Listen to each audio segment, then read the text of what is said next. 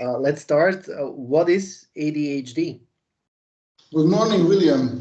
Morning. Nice to talk to you for the second time, yes, about ADHD today, and maybe also about ADD, because it's linked, kind of the same background symptoms. What is ADHD? It's an umbrella term for some symptoms that appears to people. We call it also a development disorder. Yeah, when we talk in the scientific way,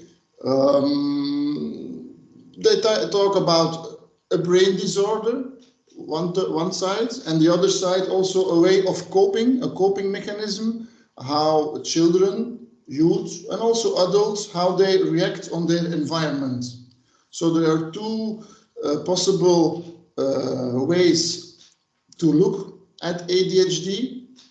One is to look it is a disorder in the brain, you are born with it, and also it is influenced the symptoms by how you respond on your environment. Okay. But in reality, in my opinion, it goes together. It's always a combination of nature and nurture that makes that somebody evaluates in a way with more or less kind of severe ADHD symptoms. Okay. So ADHD, to talk about ADHD, we can divide it in four main big symptoms. And this is the problem in the hyperactivity. Somebody who is very active, it means when he's talking to you, he's always busy with making movements. He likes in life in general to move a lot.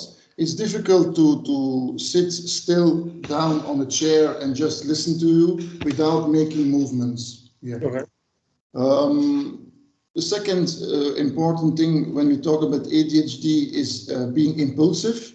They have a problem of inhibition to use the brake in life and to wait their moment to do something which is suitable.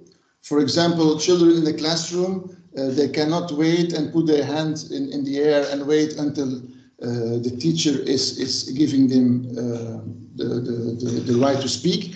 They will be impulsive and they will immediately say what they want to say. Yeah, okay. It's the impulsiveness side. There is also the temper issue. It is possible that there are temper issues for children, youth, or adults who are diagnosed with ADHD. Because when they become tired, for example, or they have too much triggers to cope, then yeah, they are not aware maybe that it is too much at that moment, and then they can react very aggressively or they can scream loud. That's the third major symptom of ADHD. And then we have the fourth major symptom, which is concentration, a lack of concentration. It's difficult to concentrate on, for example, in the classroom, when you need to concentrate on what the teacher is saying, that there's a bird passing outside and they see more easily the action of the bird, or they are more easily in contact with the child which is next to them, besides them, to play, to do something, a movement, to make some action, to make some sensation, to compensate the lack of concentration. Okay. Those are the four major symptoms of ADHD. Of course, with those four major symptoms, there are a lot of consequences on it. So you heard about it maybe, that action is very important for somebody with ADHD. So going in action gives him an advantage to survive, gives him an advantage to feel good, and to make his brain more be active. Mm-hmm. Yeah. And is this a problem in the framework of our society, or was there a time that people lived differently and it wasn't a problem? I can imagine hunters who now have ADHD. Maybe it wasn't a problem; they were just hunters, Yeah, and this setup worked for them. yeah. To pay When attention in a classroom becomes a problem. Yeah, when we see until now that there are persons with people with ADHD, so there was an advantage, of course, ADHD in the past, and still now I think there are And advantages. what is the advantage now? The advantage now, those people, they are active, so they are ADHD people, they are talkative, so they can find their place in society, for example, as sellers, sellers on representative and enterprise. Sports people, so for example, Michael Jordan, Michael Phelps, they were diagnosed with ADHD.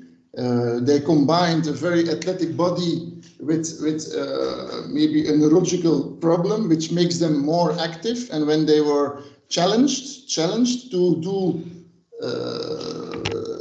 in an important game or an important competition, yeah, they could go very far, maybe more far than somebody else, because they were triggered and very active, and they could use their activity, their hyperactivity in a hyper focus also, maybe a hyper focus to go to be a little bit more obsessed about something, and then to become really good